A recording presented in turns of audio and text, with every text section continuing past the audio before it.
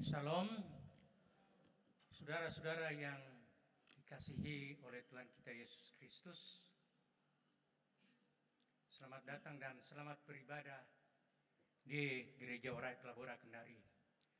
Kiranya kesetiaan beribadah kita merupakan ungkapan syukur yang nyata dalam kehidupan persekutuan kita yang membawa berkat bagi kita dan sesama kita. Jemaat kekasih Kristus, marilah kita bersorak-sorai untuk Tuhan, bersorak-sorai bagi gunung batu keselamatan kita, dan biarlah kita menghadap wajah-Nya dengan nyanyian syukur, bersorak-sorak baginya dengan nyanyian mazmur, sebab Tuhan adalah Allah yang besar dan Raja yang besar mengatas segala Allah. Mazmur 95 ayat 1 sampai dengan 3. Marilah dengan penuh penghayatan iman kita menghadap Allah dengan saya jemput sidang jemaat berdiri. Kita menyanyikan Kidung Jemaat 292 bait pertama sampai dengan bait ketiga, Tabuk Genang.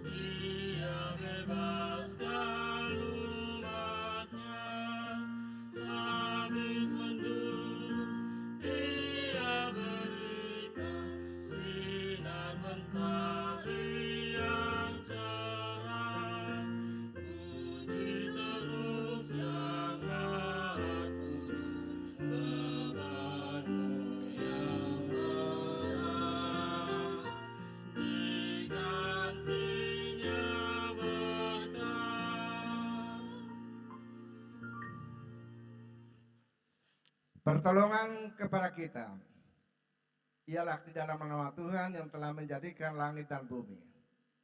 Ia memelihara kasih setianya sampai selama-lamanya dan yang tidak pernah meninggalkan pekerjaan tangannya. Amin. Hormat bagi Bapa serta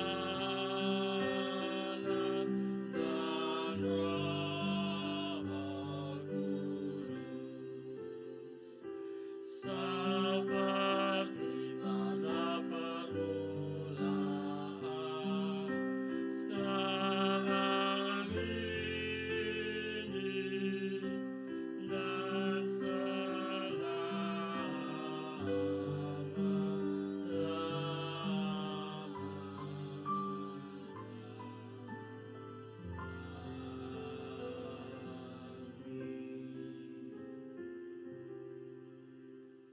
anugerah dan damai sejahtera dari Allah Bapa kita dan dari Tuhan Yesus Kristus menyertai saudara-saudara. Amin. Amin, amin, amin.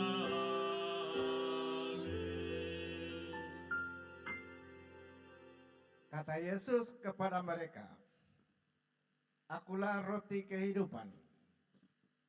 Siapa saja yang datang kepadaku, ia tidak akan pernah lapar lagi. Dan siapa saja yang percaya kepadaku, ia tidak akan pernah haus lagi." Yohanes pasal 6 ayatnya yang ke-35 sebagai nas introitus pada kebaktian ini. Dan sidang jemaat aminkan dengan Kirima 158 ayat 1 hingga ayat ketiga.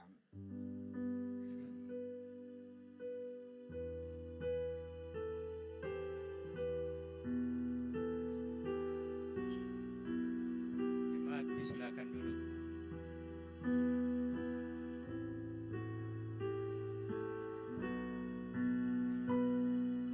Ku ingin menghayati saksara Tuhanku, semoga ku dapati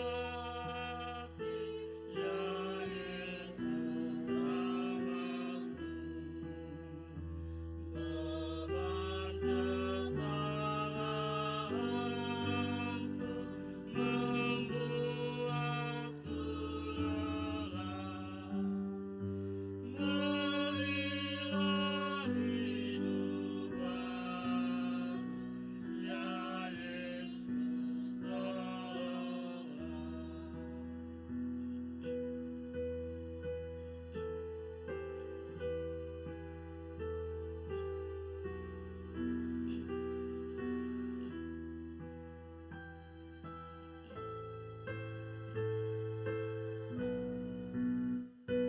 Oh, ingat akan aku yang hilang tersesat. Bertimbunlah dosaku yang menekan berat. Jalanmu ku lalaikan, hidupku bercelah. Engkau penuh kebaikan, ya Yesus, tolonglah.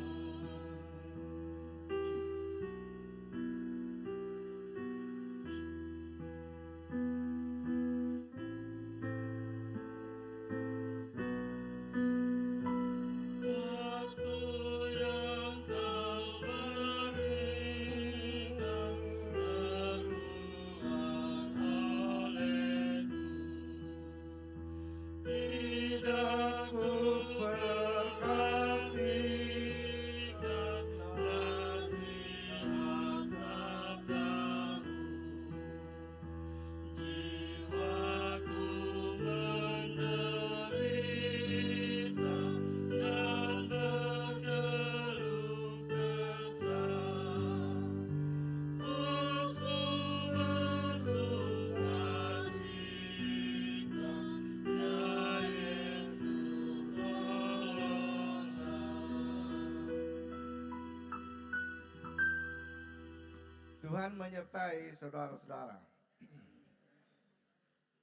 Kita berdoa. Bapa yang Maha Kasih, terangilah hati dan pikiran kami dengan kuasa Roh Kudus, agar kami mendengar, memahami serta melakukan firman-Mu. Berfirmanlah ya Tuhan, karena kami telah sedia mendengarkannya. Dalam nama Tuhan Yesus Kristus yang telah mengajar kami berdoa. Bapa kami yang di surga, dikuduskanlah nama-Mu. Datanglah kerajaan-Mu. Jadilah kehendak-Mu di bumi seperti di surga. Berilah kami pada hari ini makanan kami yang secukupnya. Dan ampunilah kesalahan kami seperti kami juga mengampuni orang yang bersalah kepada kami. Dan janganlah membawa kami ke dalam pencobaan, tetapi lepaskanlah kami daripada yang jahat. Karena Engkaulah yang punya kerajaan dan kuasa dan kemuliaan sampai selama-lamanya. Amin.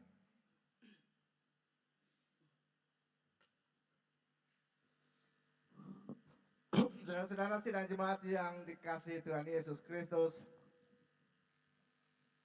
pembacaan Alkitab pada kebaktian hari ini terangkat dari Injil Yohanes pasal 9 ayat pertama hingga ayatnya yang ke-7. Injil Yohanes pasal 9 ayat pertama hingga ayatnya yang ke-7 berbunyi sebagai berikut. Orang buta sejak lahirnya. Pada waktu Yesus sedang lewat, ia melihat seorang yang buta sejak lahirnya. Murid-muridnya bertanya kepadanya, "Rabi, siapakah yang berbuat dosa, dia sendiri atau orang tuanya, sehingga ia dilahirkan buta?" Jawab Yesus, "Bukan dia dan bukan juga orang tuanya, tetapi supaya pekerjaan-pekerjaan Allah dinyatakan di dalam dia. Kita harus mengerjakan pekerjaan dia yang mengutus aku selama masih siang. Akan datang malam ketika tidak ada seorang pun yang dapat bekerja. Selama aku di dalam dunia, akulah terang dunia." Setelah ia mengatakan semuanya itu, ia meludah ke tanah dan membuat lumpur dengan ludah itu, lalu mengoleskannya pada mata orang buta itu dan berkata kepadanya, "Pergilah, basuhlah dirimu dalam kolam Siloam." Siloam artinya yang diutus.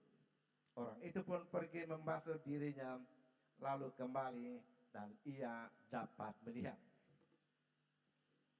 Sekian jatuhlah pembacaan firman Tuhan pada kebaktian saat ini.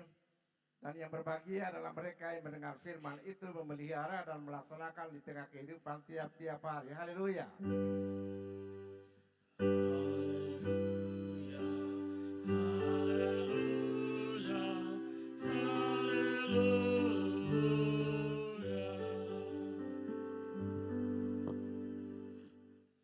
Sidang Maha Tuhan. Bacaan kita tadi adalah satu-satunya mujizat dalam kitab-kitab Injil, di mana si penderita dikatakan telah menderita sejak lahirnya. Saya ulangi, telah menderita sejak lahirnya. Orang itu tentulah orang yang cukup dikenal, oleh karena murid-murid mengetahui tentang dia. Karena itu ketika mereka melihat dia, mereka manfaatkan kesempatan itu untuk mengajukan pertanyaan kepada Yesus. Satu pertanyaan yang menjadi pemikiran di antara orang-orang Yahudi dan tidak pernah terjawab. Orang-orang Yahudi selalu menghubungkan setiap penderitaan dengan dosa. Jadi tidak ada jenis penderitaan yang tidak dilatar belakangi oleh dosa. Oleh karena itu ketika Ayub menderita sangat berat, dan kita baca dalam kitab Ayub, ketika kawannya Elifaz, Eldad, dan Sofar menuduhnya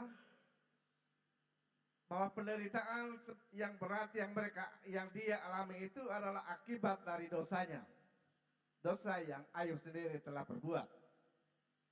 Eldad katakan kepada Ayub, "Camkanlah ini.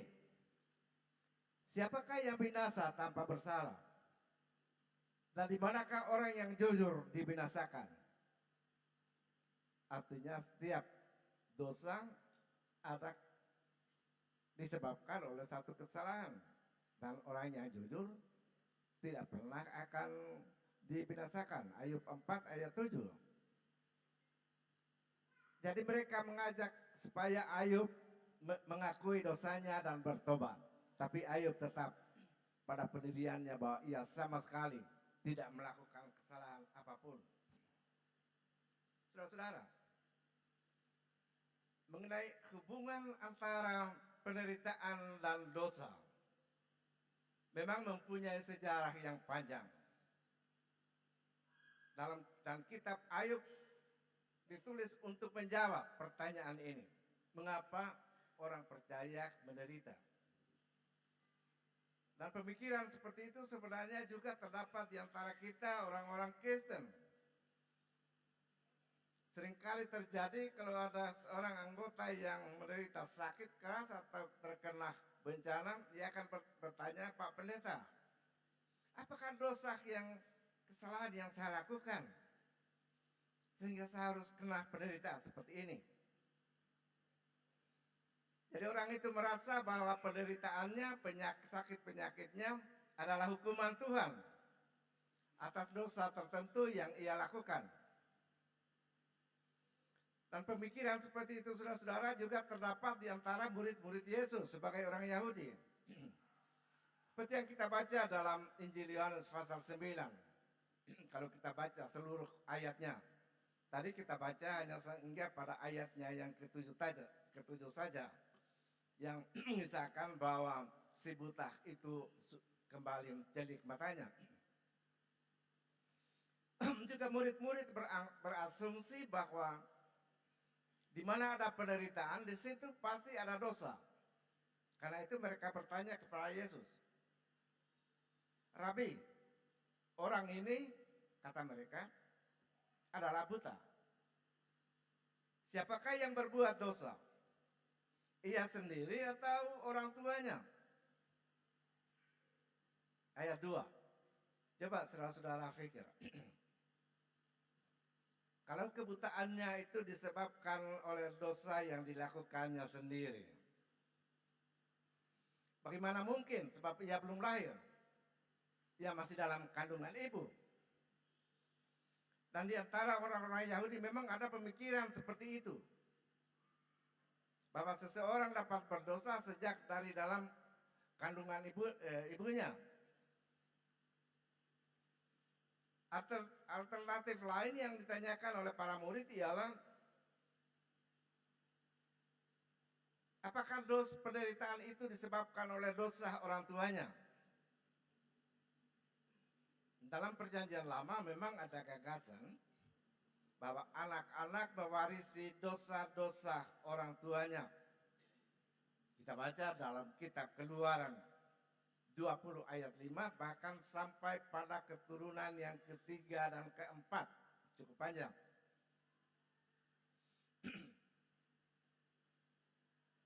Bahkan perjanjian lama menekankan bahwa dosa nenek moyang dibalaskan kepada anak-anaknya. Namun saudara-saudara, dalam kisah ini Yesus tidak sedikit pun tidak berusaha untuk menjelaskan hubungan antara dosa dan penderitaan. Artinya ia tidak mau membawa pemikiran murid-murid pada masa yang lalu.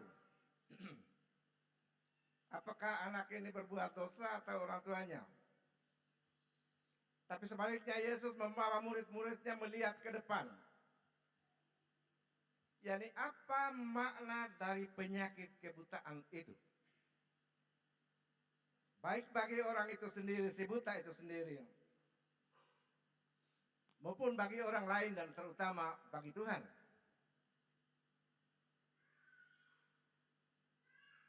Yesus mengatakan bahwa dengan penderitaan itu si buta dan semua orang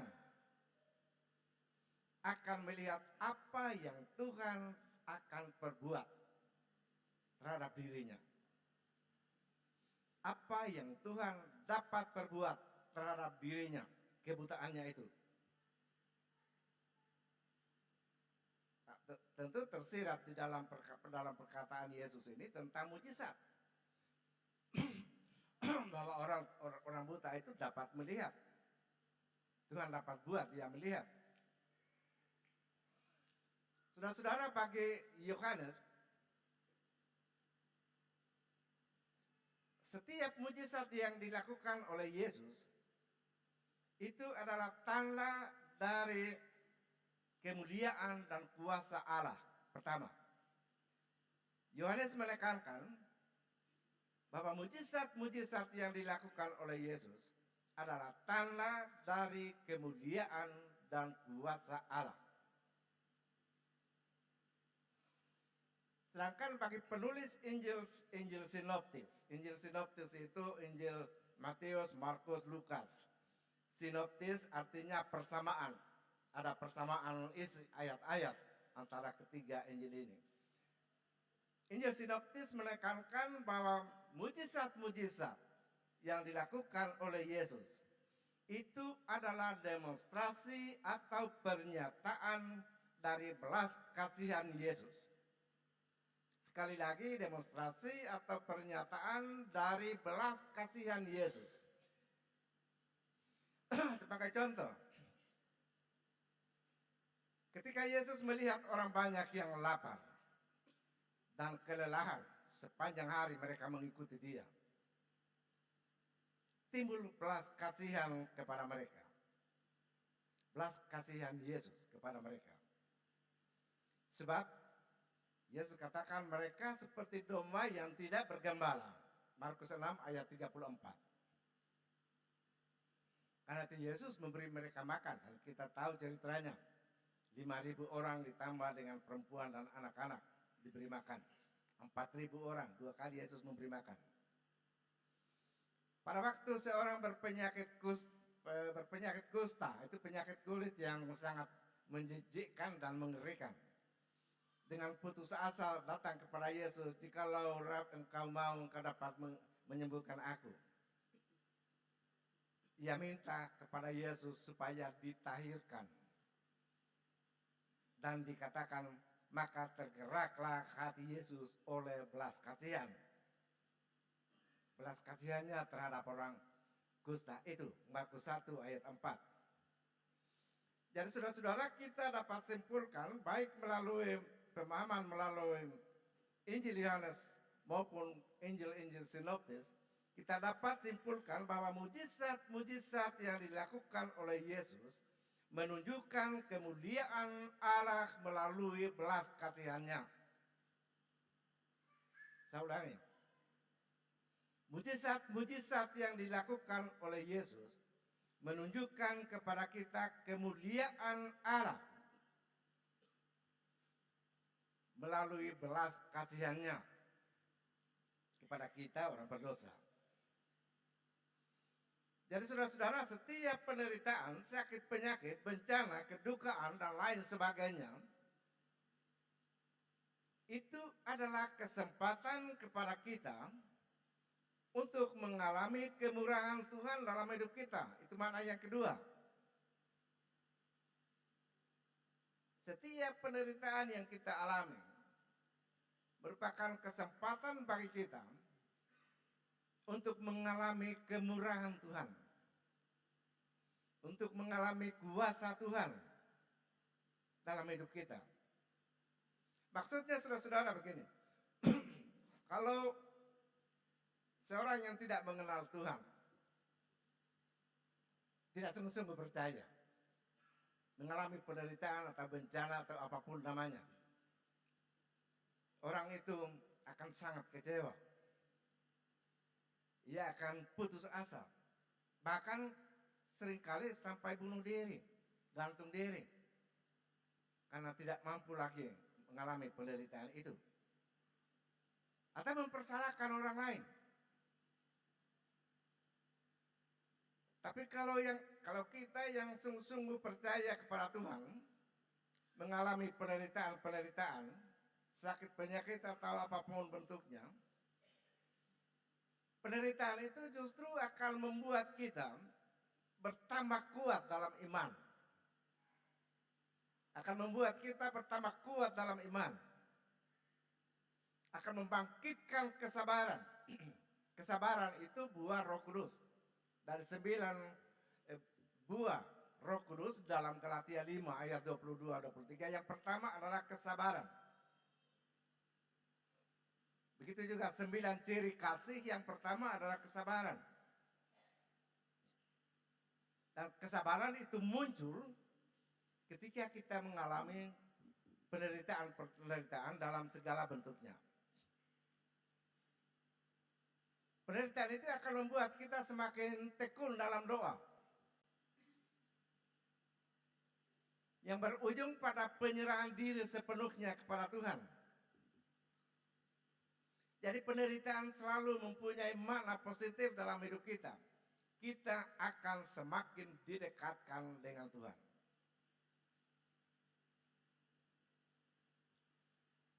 Saudara-saudara, apabila kita bertemu dengan seorang yang mengalami penderitaan, sakit penyakit dan kedukaan dan lain sebagainya, itu juga adalah kesempatan bagi kita, kesempatan yang Tuhan berikan bagi kita untuk menunjukkan kepada orang lain seperti apa hati seorang Kristen. Ini makna yang ketiga.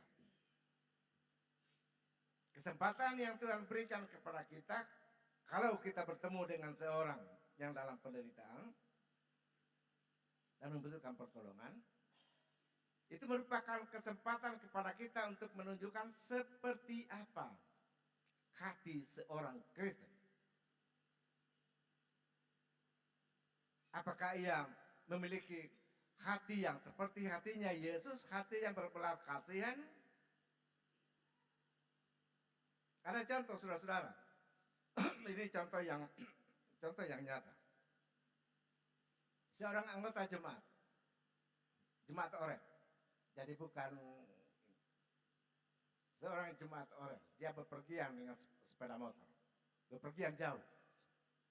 Mungkin di kampung istrinya di Sulawesi Selatan. Sementara naik motor di jalan yang bypass, jalan yang Trans Sulawesi, ia menemukan seorang wanita yang jatuh dalam kecelakaan motor. Dari busananya, pakaiannya jelas bahwa dia tidak seiman. Kendaraan lalu lalang dan tidak seorang pun yang memperhatikannya. Lalu si jemaat Orel ini melihat itu, dia berhenti.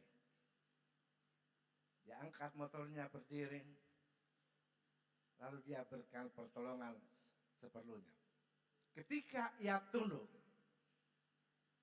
perempuan ini melihat salib teruntai, kalung salib teruntai.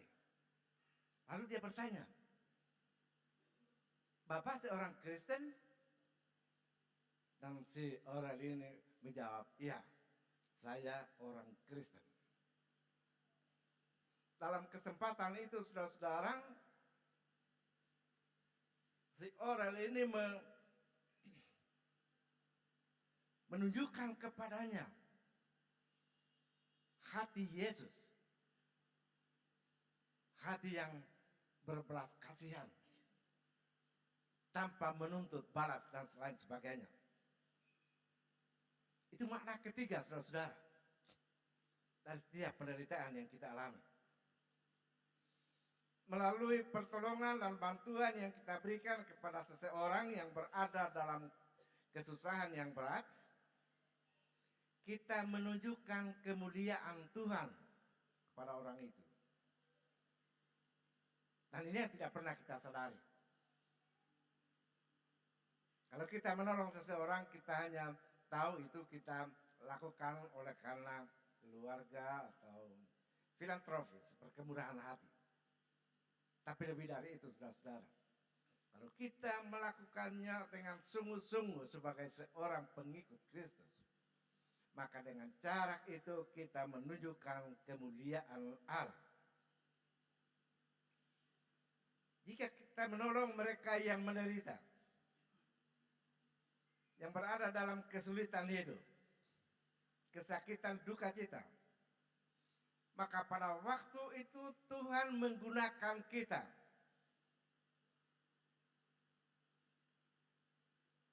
Tuhan menggunakan kita sebagai jalan.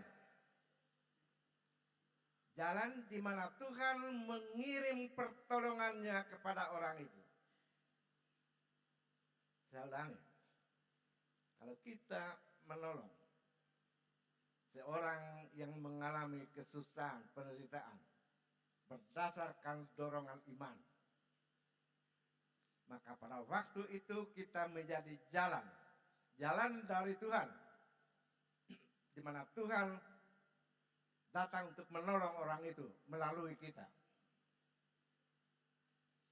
Dengan kata lain, saudara-saudara, menolong sesama yang sedang menderita berarti menyatakan kemuliaan Tuhan, belas kasihan Tuhan, kemurahan Tuhan kepada orang itu.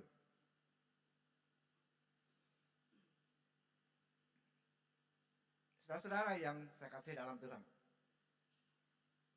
selanjutnya Yesus katakan kepada murid-muridnya bahwa Dia dan kita pengikutnya harus melakukan pekerjaan Tuhan sementara masih ada waktu yang diberikan kepada kita.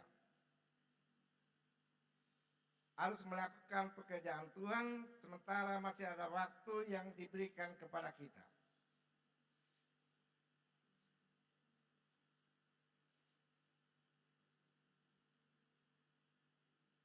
Kita harus mengerjakan pekerjaan Dia yang mengutus aku selama masih siang. Akan datang malam ketika tidak ada seorang pun yang dapat bekerja. Ayatnya yang keempat. Tuhan memberikan kepada kita waktu siang hari. Waktu siang hari untuk bekerja. Segala aktivitas hidup kita. Dan Tuhan juga memberikan kepada kita waktu malam hari. Waktu malam hari untuk mengasuh, untuk beristirahat. Sebab Tuhan tidak mau kalau kita menjadi hamba kerja. Kita harus mengikuti irama kerja Tuhan. Ada hari, ada waktu untuk bekerja, ada waktu untuk beristirahat. Dan Tuhan memberikan kepada kita waktu untuk beristirahat pada malam hari, juga Yesus. Waktu siang hari akan berakhir. Jam 6 sampai jam 6 sore. Dan dengan itu maka waktu untuk bekerja juga akan berakhir. Oleh sebab itu Yesus sendiri mengejar waktu yang ada padanya. Untuk melakukan segala tugas pengutusan yang Allah Bapanya percayakan kepadanya. Yaitu mengerjakan karya penyelamatan Allah terhadap manusia. Sebab malam akan segera tiba dan kesempatan Yesus akan berakhir pula. Bagi Yesus malam sudah dekat di hadapannya, yaitu malam salib.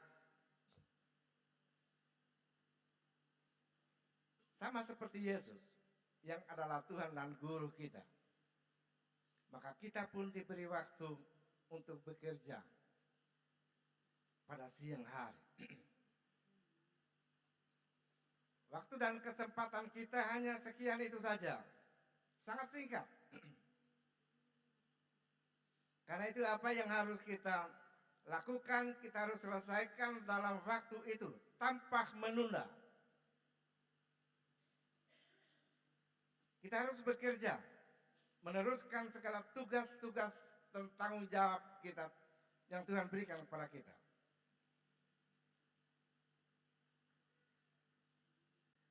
Termasuk tugas-tugas yang ada hubungannya dengan pengutusan Yesus kepada kita.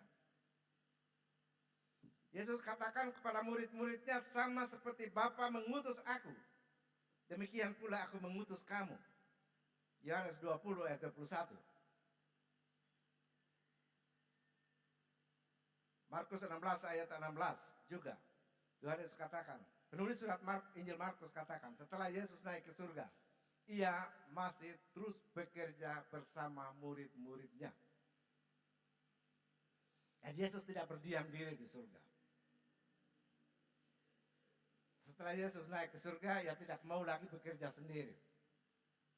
Tapi seluruh tugas-tugas pengutusannya di bumi ini ia percayakan kepada kita murid-muridnya, gerejanya. Untuk kita melakukannya. Jadi saudara-saudara, selagi masih siang hari, kita harus bekerja.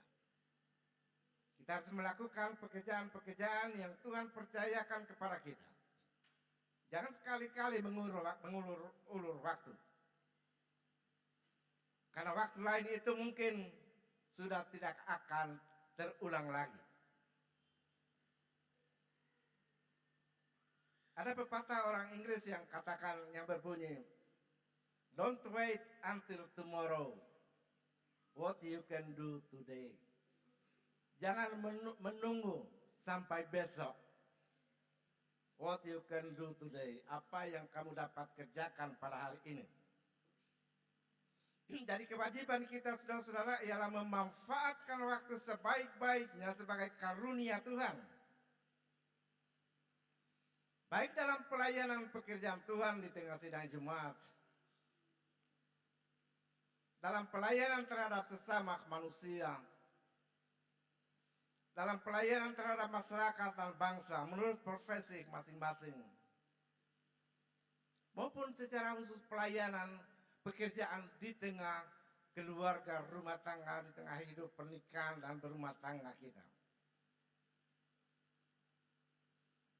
Kita tidak tahu berapa banyak waktu yang ada pada kita. Karena itu waktu yang ada tidak boleh kita sia-siakan. Oleh sebab malam akan tiba. Dan kesempatan kita pun akan berakhir. Karena waktu yang ada pada kita sudah ditelan oleh maut. Saudara yang saya kasih dalam Tuhan. Oleh karena itu, sekali lagi, kita tidak boleh menyia-nyiakan waktu dan kesempatan yang Tuhan berikan kepada kita. Besok mungkin bukan kita punya lagi. Ada nyanyian yang selalu kita lantunkan dalam ibadat-ibadat. NKB 211. Sebentar kita akan nyanyikan juga. Pakailah waktu anugerah Tuhanmu. Hidupmu singkat bagaikan kembang. Mana benda yang kekal di hidupmu, hanyalah kasih tak akan lekang. Amin.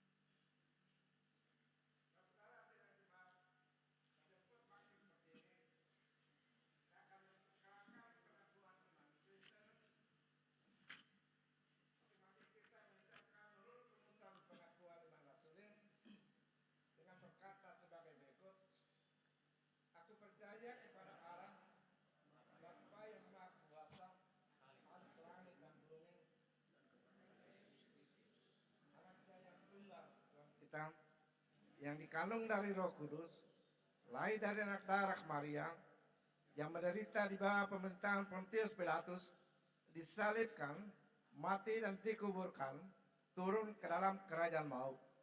Pada hari yang ketiga bangkit pula dari antara orang mati, naik ke surga, duduk di sebelah kanan Allah, Bapa yang Maha Kuasa, dan akan datang dari sana untuk menghakimi orang yang hidup dan yang mati.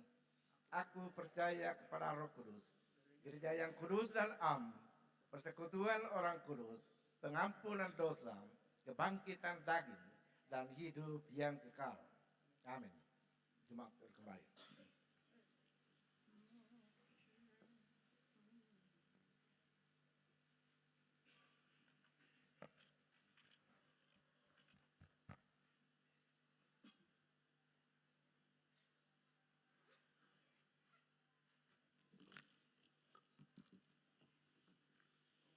Jemaat yang dikasihi Tuhan, Sebelum kita membawa persembahan untuk kita, mari berdoa. Ya Tuhan Yesus, kami bersyukur kepadamu karena kasih dan pengorbananmu menolong kami untuk memberi persembahan sukarela ini. Kami sadar bahwa persembahan kami tidak sebanding dengan korban tubuh dan darahmu yang engkau persembahkan bagi kami dan dunia ini. Terima serta kuduskanlah ya Tuhan agar berguna untuk pelayanan kasih dan keadilan demi kemuliaan namamu. Amin. Kidung Jemaat 288 bait 1 dan sampai 4 mengiringi kemudian mari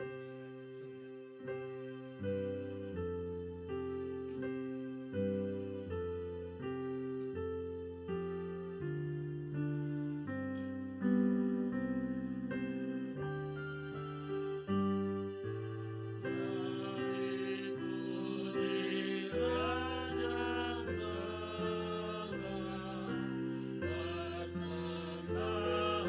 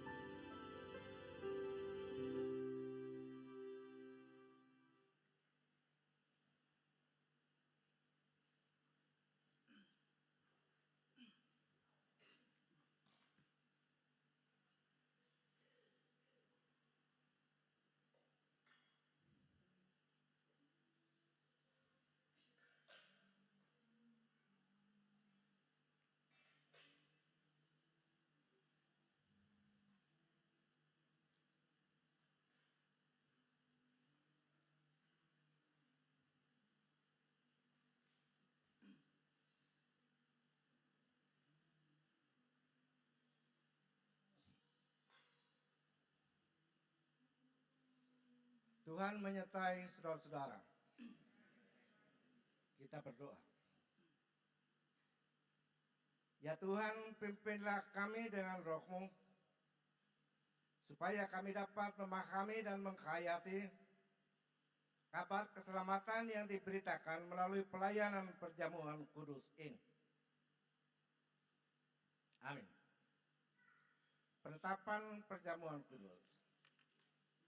Dalam kebaktian ini akan dilaksanakan pelayanan perjamuan kudus berdasarkan amanat Tuhan kita Yesus Kristus yang mengendaki supaya gerejanya selalu memperingati kematian dan kebangkitannya, sebagaimana dituliskan oleh penginjil Lukas pasal 22 mulai ayatnya yang ke-14 berbunyi sebagai berikut. Ketika tiba saatnya Yesus duduk makan bersama rasul-rasulnya. Katanya kepada mereka, aku sangat rindu makan Paskah ini bersama dengan kamu sebelum aku menderita. Sebab aku berkata kepadamu, aku tidak akan memakannya lagi sampai hal itu digenapi dalam kerajaan Allah. Kemudian ia mengambil sebuah cawan, mengucap syukur lalu berkata, ambillah ini dan bagikanlah di antara kamu. Sebab aku berkata kepada kamu, mulai sekarang ini aku tidak akan minum lagi hasil pokok anggur sampai kerajaan Allah telah datang. Lalu ia mengambil roti, mengucap syukur, memecah-mecahkannya dan memberikannya kepada mereka, katanya, inilah tubuhku yang diserahkan bagi kamu. Berbuatlah ini sebagai peringatan akan aku. Demikian juga dilakukannya dengan cawan sesudah makan. Ia berkata, cawan ini adalah perjanjian baru oleh darahku yang ditumpahkan bagi kamu. Demikian penetapan perjamuan kudus. Saudara, dalam perjamuan kudus ini kita akan makan roti dan minum anggur dari cawan bersama-sama sebagai ucapan syukur dan puji-pujian kita kepada Tuhan Yesus Kristus yang telah menyerahkan diri bagi keselamatan kita. Oleh pekerjaan Roh Kudus kita mengambil bagian dalam kematian dan kebangkitannya sambil kita menantikan penggenapan kerajaan Allah yang akan datang itu. Jemaat aminkan dengan memuji Tuhan dari NKB 80 ayat 1 di Bukit Golgota. Di Bukit Golgota tersalib Tuhanku dan dosa dunia ditanggung olehnya. Tercurah darahnya bagimu, bagiku, kasih-Nya yang besar terus terpancar.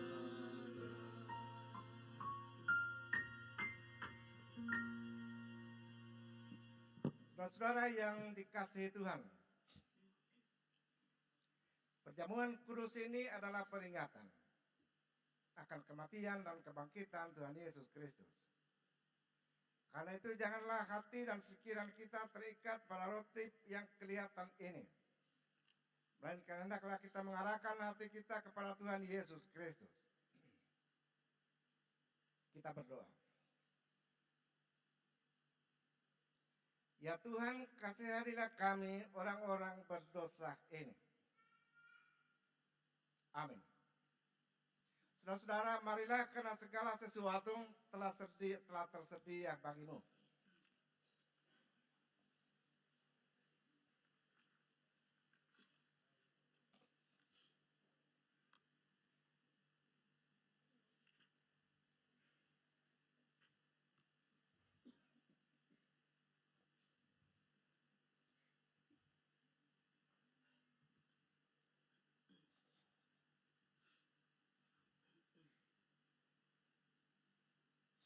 Roti yang dipecah-pecahkan ini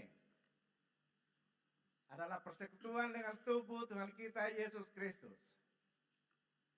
Ambillah.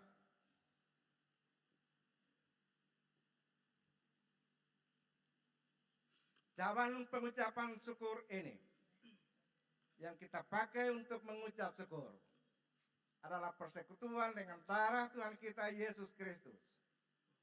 Ambillah.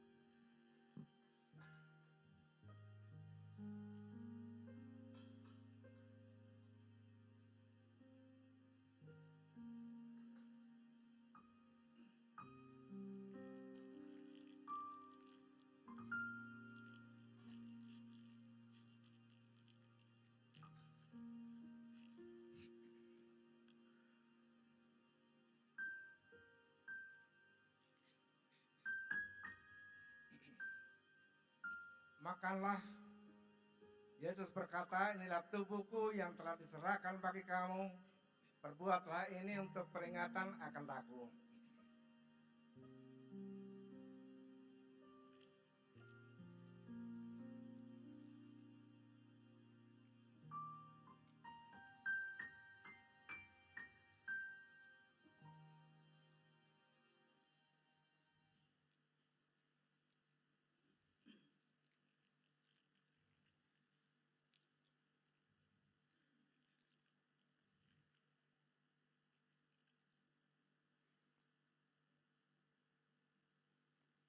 Minumlah kamu sekalian dari cawan ini. Yesus berkata, inilah darahku, darah perjanjian yang telah ditumpahkan bagi banyak orang untuk pengampunan dosa.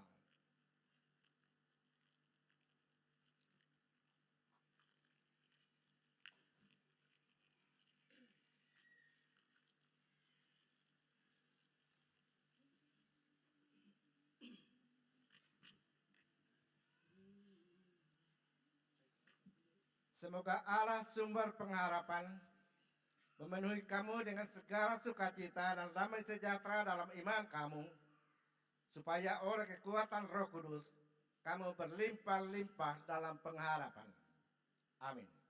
Jemaat, persilakan duduk kembali dan kita lanjutkan dengan menyanyikan NKB 84 sementara persembahan khusus di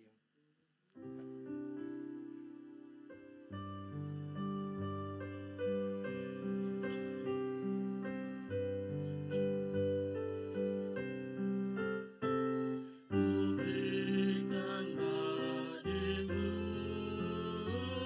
tubuhku darahku, Engkau tebus selamat jiwamu, bagimu ku beri hidupku, apakah balasmu? Bagimu ku beri hidupku, apakah balasmu?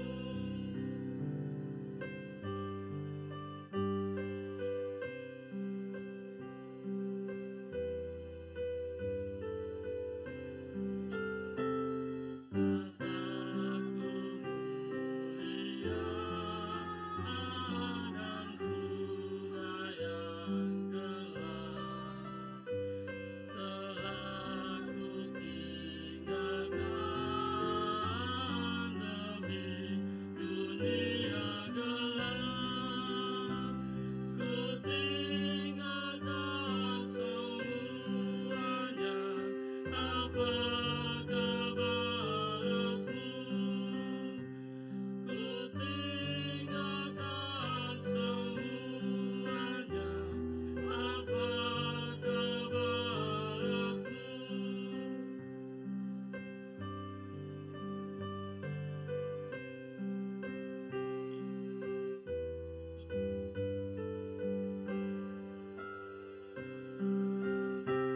Ku sudah disesat,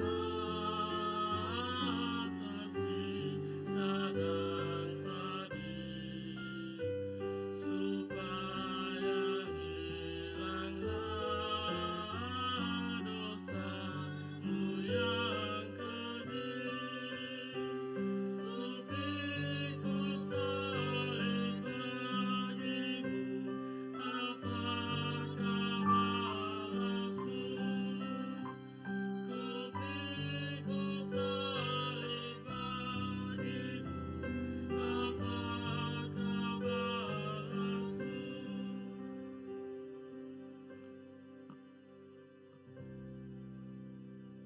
Sidang jemaat yang dikasihi oleh Tuhan Yesus Kristus, setelah kita dikenyangkan oleh makanan surgawi lewat roti dan anggur yang menjadi simbol dari tubuh dan darah Tuhan kita Yesus Kristus, sekarang marilah kita memuji Allah bersama-sama dengan pemazmur Daud pada Mazmur 103. Pujilah Tuhan hai jiwaku, pujilah namanya yang kudus hai segenap batinku. Pujilah Tuhan hai jiwaku dan janganlah lupakan segala kebaikannya. Dia yang mengampuni segala kesalahanmu, yang menyembuhkan segala penyakitmu. Dia yang menyelamatkan nyawamu dari lubang kubur, yang memahkotai engkau dengan kasih setia dan rahmat. Demikian Mazmur 103. Tuhan menyertai saudara-saudara. Kita akan bersatu dalam doa syukur dan syafaat dengan beberapa pokok doa yang telah dicatat oleh Majelis Jemaat yang juga tertuang dalam Warta Jemaat, terutama mereka yang berhari ulang tahun pada hari ini dan sepekan ini, mereka yang merayakan ulang tahun pernikahannya pada hari ini dan sepekan ini, khususnya pada hari ini ada 5 keluarga yang merayakan ulang tahun pernikahan pada tanggal 7 Juli. Kemudian saudara-saudara kita yang masih terus berada dalam perawatan berat di rumah-rumah sakit, baik di Makassar maupun di Kendal sini. Kita berdoa. Allah Bapa di dalam surga, segala puji, hormat, dan syukur kami persembahkan di hadapan hadirat-Mu. Oleh karena pada hari ini kami telah mengalami secara nyata tanda-tanda kehadiran-Mu. Ketika kami mengambil bagian dalam pemberitaan firman-Mu secara lisan. Dan kami lanjutkan dengan pemberitaan firman yang kelihatan lewat perjamuan kudus. Kami mohon dengan kerendahan hati kiranya firman yang kami dengar dan kami alami pada hari ini dan saat ini tidak kembali dengan sia-sia kepadamu. Juga tidak berlalu dengan hampanya dari kami anak-anak-Mu. Tapi akan terus-menerus melengkapi kami. Kuasa Roh Kudus akan bekerja di dalam kami. Akan menaruh firman itu dalam hati. Dan berbuah-buah dalam perbuatan-perbuatan kami. Supaya dalam hidup ini kami memperhatikan sesama kami yang juga mengalami penderitaan-penderitaan dalam segala bentuknya. Supaya dalam hidup ini kami memanfaatkan waktu sebaik-baiknya sebelum waktu itu berakhir. Sehingga di dalam segala hal nama-Mu kami puji dan kami permuliakan. Dan kebaikan kemurahan-Mu kami saksikan kepada semua orang. Bapa di dalam surga. Sepekan yang lalu Engkau telah bersama dengan kami. Engkau memimpin, menyertai, memberkati kami. Dan anugerah pengampunan-Mu di dalam Kristus mendukung kami di tengah berbagai kelemahan-kelemahan kami. Kami mengucap syukur. Baik dalam hidup kami selaku orang seorang. Dalam melaksanakan tugas-tugas kerumah tanggaan kami. Dalam melaksanakan tugas panggilan kami di tengah-tengah masyarakat. Di mana kami menyebar. Dan dalam kami melaksanakan tugas dan tanggung jawab persekutuan selaku sidang Jumat, sebagai tubuh Kristus yang hidup. Kami telah berusaha. Dengan dorongan firman-Mu kami telah bersungguh-sungguh untuk memaksimalkan segala anugerah karunia talenta yang Kau telah berikan kepada kami. Tapi kami mohon Bapa, kiranya Roh Kudus terus bekerja di dalam kami. Sehingga semua orang tahu bahwa kami adalah anak-anak-Mu. Dalam kami hidup berpengasihan. Dalam kami melaksanakan tugas-tugas panggilan kami di tengah masyarakat, dimanapun Engkau menyebar dan mengutus kami. Tapi juga dalam kami membina, membangun hidup pernikahan dan berumah tangga kami. Terima kasih banyak atas segala berkat-berkat yang Kau limpah ruahkan kepada kami sepekan yang baru berlalu. Baik berkat-berkat lewat keberhasilan menjalani mengatur hidup berumah tangga kami. Keberhasilan anak-anak kami dalam dunia pendidikan. Berhasilan kami dalam melaksanakan tugas-tugas dan pekerjaan di kantor dan di tengah masyarakat dan dimanapun. Juga berkat-berkat kesembuhan yang Kau berikan kepada kami. Kami mengucap syukur Bapa dalam segala hal. Oleh karena seluruh hidup dan kehidupan kami adalah buah dari berkat-berkat-Mu saja. Bapa di dalam surga, sementara kami bersyukur, bersuka cita bersama, kami teringat akan kawan-kawan kami, saudara-saudara kami, yang diliputi oleh kedukaan hingga pada saat ini. Kau menguatkan, menghiburkan mereka semua Bapa dengan penghiburan sejati yang daripadamu.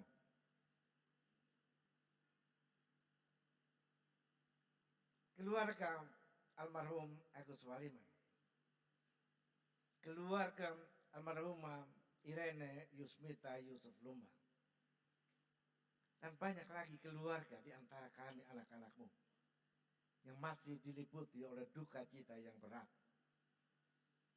Dan penghiburan hanya kami harapkan daripadamu saja. Kami teringat dan kami doakan saudara-saudara kami yang terus dalam perawatan berat. Kamamu Paulus dan Pailang di Rumah Sakit Wahidin di Makassar, hingga pada saat ini masih dalam perawatan berat di sana. Penatua Bunga Tasik di Makassar,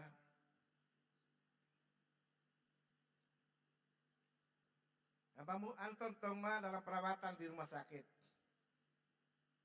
Ibu Bayu Adisiwi, Ibu Lisa Mentang di rumah sakit.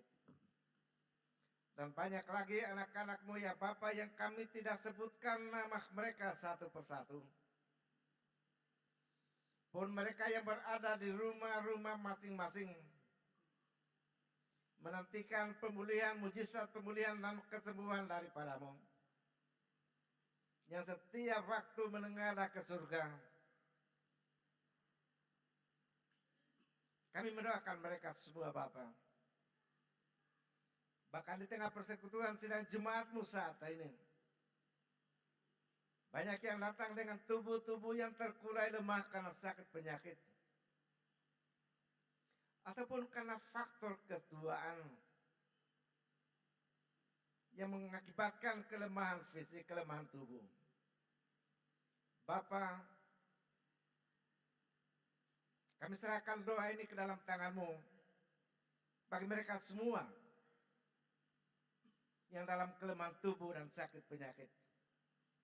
Engkau tabib yang benar, Engkau mengenal mereka semua satu persatu.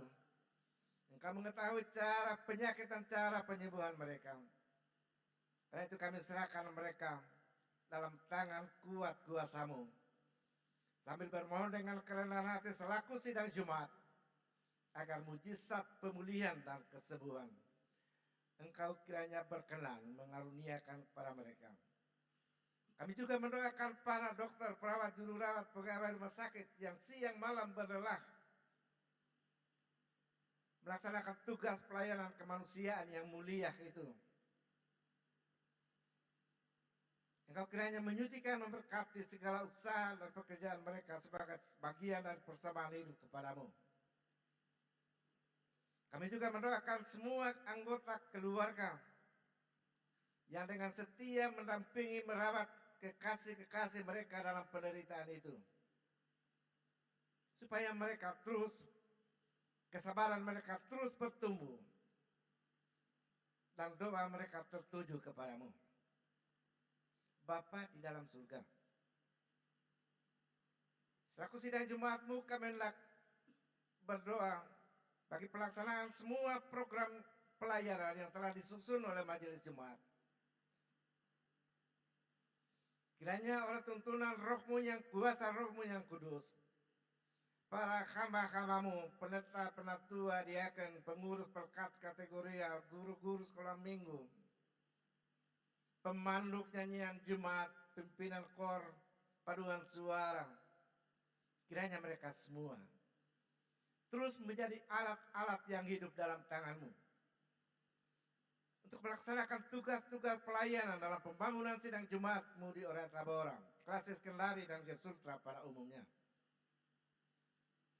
Penuhi mereka semua Bapa dengan kuasa Roh Kudus, supaya mereka semua bekerja sebagai orang-orang yang penuh dengan Roh Kudus,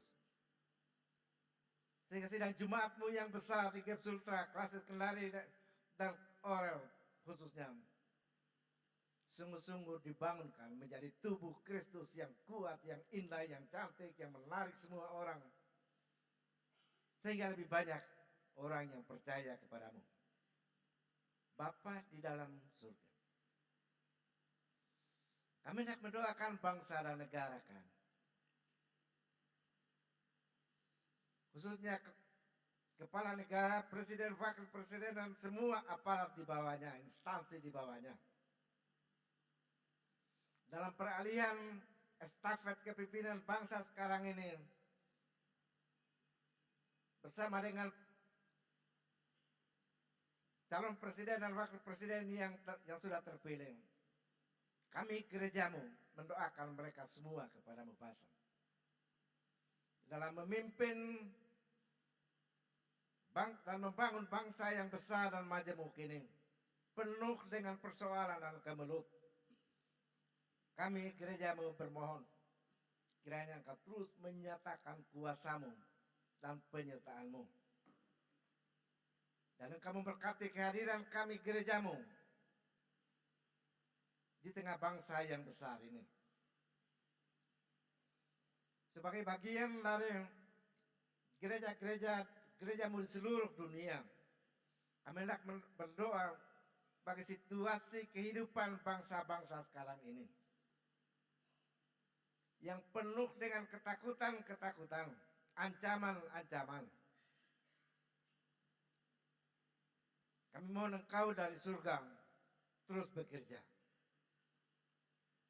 Engkau memakai para pemimpin-pemimpin bangsa. Engkau memakai Badan Perserikatan Bangsa-Bangsa untuk terus membicarakan perdamaian dunia. Bapa di dalam surga, pada akhirnya kami serahkan kepadamu seluruh hidup dan kehidupan kami. Engkau kiranya terus memimpin, memelihara kami, supaya namamu dipuji dan dipermuliakan di dalam kami dan melalui kami.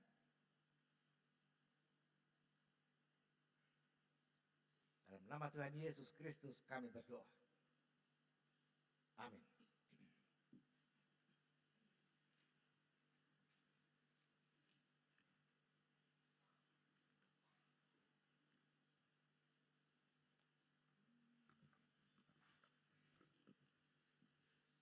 Shalom, jemaat yang kekasih di dalam Tuhan, mari kita bersama-sama memperhatikan Warta Jemaat Minggu 7 Juli tahun 2024. Di dalam Warta Jemaat tersebut sudah jelas, namun ada beberapa penekanan dan tambahan. Untuk ibadah rumah tangga, itu tidak ada perubahan. Ibadah kategorial PK PKB Orel pada hari Sabtu tanggal 13 Juli tahun 2024 bertempat pada Bapak Steve Leonard Hehanusa dengan alamat Jalan Mekar depan Gereja Getsemani. Ini untuk semua rayon PKB dari rayon 1 sampai dengan rayon 5. Kemudian selanjutnya BPM Jemaat Orel menyampaikan jadwal BP3J Orel akan melaksanakan pemeriksaan administrasi pengelolaan perbendaharaan aset Jemaat Orel pada masing-masing dengan mempersiapkan dan membawa buku kas laporan pertanggungjawaban daftar inventaris dari Januari sampai dengan Juni tahun 2024 sebagai berikut. 1. Tanggal 8 Juli tahun 2024, rayon 1 dan rayon 5 pada pukul diralat. Rayon 1 sampai dengan rayon 5 itu pukul 17.30. Selanjutnya tanggal 9 Juli tahun 2024 kategorial, dari semua kategorial. Kemudian yang ketiga 10 Juli tahun 2024 Panitia Paskah dan komisi, dari 3 komisi, diakonia, koinonia, dan marturia. Terus kemudian itu pada pukul 17.30. Kemudian yang keempat, tanggal 11 sampai tanggal 12 Juli tahun 2024, pemeriksaan kas jemaat, mungkin ini maksudnya, pada pukul 17.30. Yang kelima, tanggal 13 sampai dengan tanggal 17 Juli tahun 2024 itu pengelolaan data dan laporan. Yang keenam, tanggal 18 Juli tahun 2024 pertemuan BP3J, BPMJ, ketua-ketua koordinator, bendahara-bendahara rayon dan semua yang terlibat. Dengan ini Majelis Jemaat Orel akan menyediakan layanan maksud saya koordinator dan bendahara-bendahara. Dan selanjutnya untuk persembahan syukur bulanan minggu depan tanggal 14 Juli tahun 2024 akan dilaksanakan persembahan syukur bulanan anggota jemaat. Silakan mengambil amplopnya yang sudah tersedia di kotak masing-masing. Berita duka cita, telah kembali ke pangkuan Bapa di sorga almarhum Agus Waliman, orang tua dari Bapak Aqua Prisco Octaviondi pada hari Jumat 5 Juli tahun 2024 di Rumah Sakit Bayangkara. Yang kedua, telah kembali ke pangkuan Bapa di sorga pula almarhumah Ibu Irene Yusmita Yusuf Lumba, saudara dari Bapak Kiki Reskianto SHMH pada hari Sabtu tanggal 16 Juli tahun 2024 di Rumah Sakit Bayangkara. Atas nama Jemaat Ora et Labora, Majelis dan Pendeta mengucapkan turut berduka cita yang sedalam-dalamnya. Untuk Pekasmar Orel, ibadah gabungan Pekasmar seklasis Kendari Konakwe Utara akan dilaksanakan pada hari Minggu 14 Juli tahun 2024 pukul 16.00 tempat Gedung Gereja Hebron Watu Bangga. Dan selanjutnya pada hari ini pekabaran Injil Gepsultra tahun 2024 akan melaksanakan pencarian dana berupa penjualan makanan piong nasi seharga 50.000 per bambu dan dankot ayam seharga 50.000 per porsi tanggal 14 Juli tahun 2024. Dan yang terakhir, jemaat yang hadir pada jam kedua ini, laki-laki 81 orang, perempuan 120 orang, jumlah 201 orang. Jemaat yang hadir ibadah pagi dan ibadah siang ini semuanya berjumlah 350 orang. Demikian warta jemaat, Tuhan Yesus memberkati. Sidang jemaat yang dikasihi Tuhan, saya jemput bangkit berdiri, kita akan memuji Tuhan dengan menyanyikan NKB 211 ayat 1 dan 2.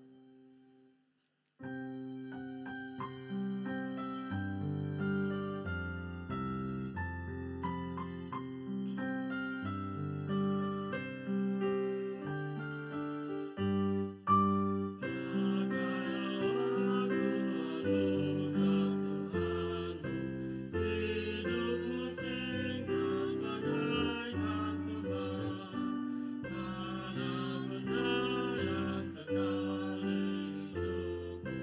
hidupku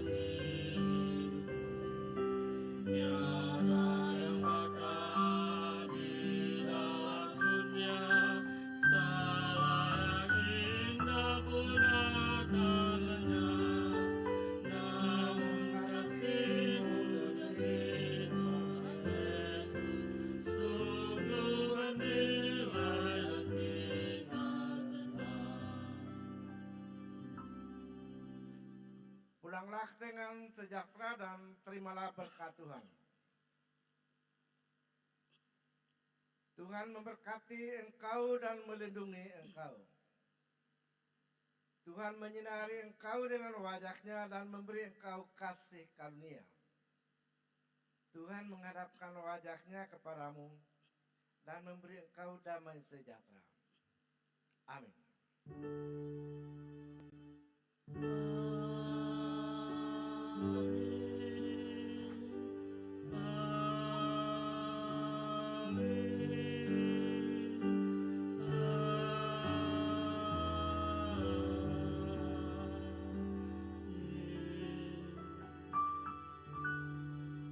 Sidang jemaat yang dikasihi Tuhan, mengakhiri seluruh rangkaian ibadah kita pada siang hari ini, kita mengangkat kidung pujian NKB 211 bait ketiga.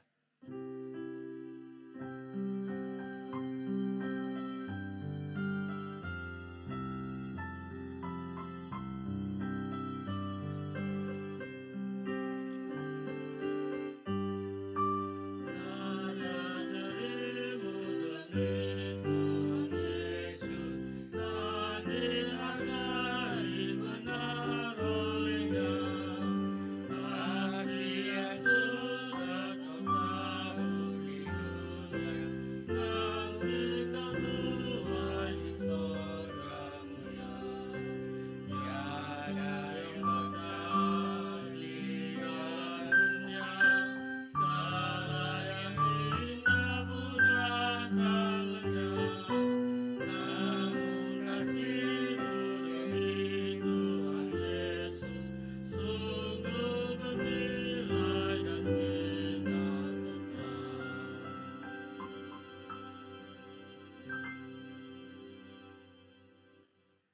Atas nama pendeta dan majelis jemaat menyampaikan selamat hari Minggu. Tuhan Yesus memberkati.